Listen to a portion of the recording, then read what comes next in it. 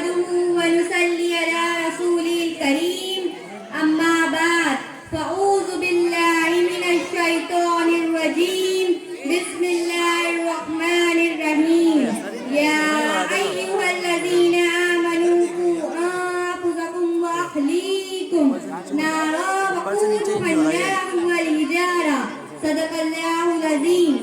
بے دلی سے نہ سنے کوئی کہانی میری، بے دلی سے نہ سنے کوئی کہانی میری، ایک ایک لفظ حقیقت افسانے کا.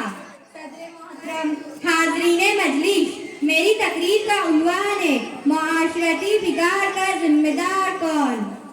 کیا عرض کروں، کیسے عرض کروں، چونکہ معاشرتی بگاڑ ہے کہ بڑھتا ہی چلا جا رہا ہے، نہ جانے کب اور کہاں جا کر اٹھے گا.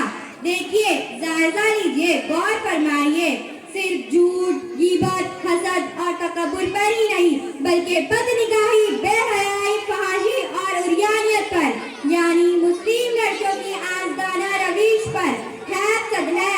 یہ باریک اور چست چھوٹے چھوٹے لباس، پھر اس پر فلمی بے غیرت و بے حیا اداکاراؤں سے بدگماں انداز. توبہ توبہ، یہ سوشل میڈیا پر غیر مردوں کے ساتھ ناجائز تعلقات، پھر قیامت یہ کہ یوٹیوب، فیس بک، ٹویٹر، انسٹاگرام پر علن اعلان اپنے پاکیزہ وجود کو مظاہرہ کر کر کے ناپاک کرنا، یعنی اپنے فوٹوز اور ویڈیوز اپلوڈ کرنا. دل دہل رہا ہے، روح سسک رہی ہے، آنکھیں بہ پڑنا چاہتی ہے کہ عریانیت کے ناچ سے شرما گئی حیا، عریانیت کے ناچ سے شرما گئی حیا. لگتا ہے جیسے روزے قیامت قریب ہے، لیکن سوال ایک ہی سامعین کا کہ اس معاشرتی بگاڑ کا ذمہ دار کون. سوچے، جواب سوچے، بلکہ سوچے ہی نہیں، پوچھئے اپنے دل سے، اپنے زندہ ضمیر سے، اپنے وجود سے اور اپنی روح سے پوچھئے کہ اس معاشرتی بگاڑ کا ذمہ دار کون. پھر جواب دیجئے کہ اس معاشرتی بگاڑ کا ذمہ دار شیطان ہے یا باطل کی تنظیمیں، موبائل ہے یا انٹرنیٹ، سوشل میڈیا ہے یا قوم کے گمراہ افراد. لیجئے ضمیر کی کبھی کبھی آواز ملاحظہ کیجئے، وہ کہہ رہا ہے، وہ جواب دے رہا ہے، نہیں، ہرگز نہیں. تم کسی اور پر الزام نہ لگاؤ، کسی اور کو معاشرتی بگاڑ کا ذمہ دار نہ ٹھہراؤ. اس خسران و بربادی، یعنی کھلی بے پردگی و بے حیائی اور بے دینی و بے رہا روی کے صرف اور صرف وقت تم ذمہ دار ہو. اللہ کے لیے ہوش میں آ جاؤ، معزز ماؤں بہنوں ہوش میں آ جاؤ. یہ بے حسی کب تک، یہ غفلت، یہ سستی، یہ ظلمت بھری زندگی کب تک.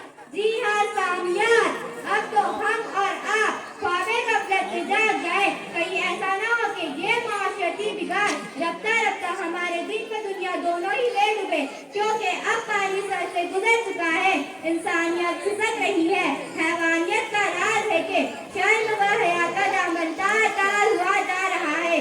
بے شرمی و بے حیائی کھلے عام دندناتی پھر رہی ہے. کر لی ہی صحیح، لیکن حقیقت یہی ہے کہ خود اپنے ہاتھوں سے کھویا ہے ہم نے اپنا وقار، خود اپنے ہاتھوں سے کھویا ہے ہم نے اپنا وقار.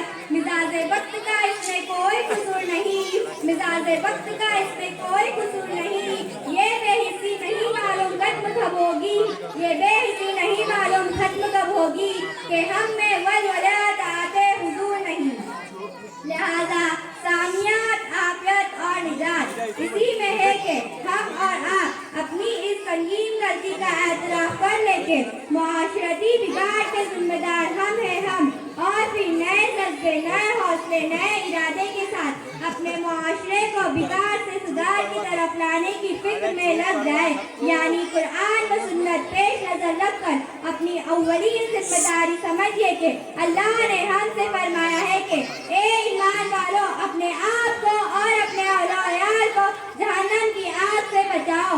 اور ہمارے پیارے حبیب حضرت محمد صلی اللہ علیہ وسلم نے ہم سے فرمایا ہے کہ تم سے اپنے ماتحتوں کے بارے میں سوال کیے جائیں گے.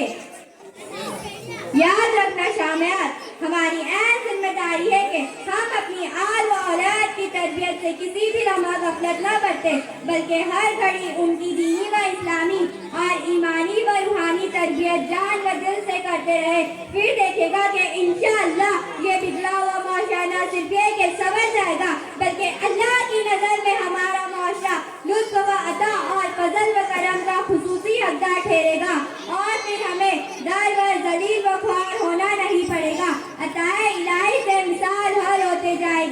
تنگیاں دستوں سے اور مشکلات آسانیوں سے بدل جائے گی. آخر میں اللہ سے دعا ہے رب کریم ہمارے معاشرے کا بگاڑ درستی سے بدل دے اور ہمیں تحیات اپنی اور اپنے حبیب حضرت محمد صلی اللہ علیہ وسلم کی تابع داری اور اطاعت گزاری کرنے کی توفیق عطا فرمائے.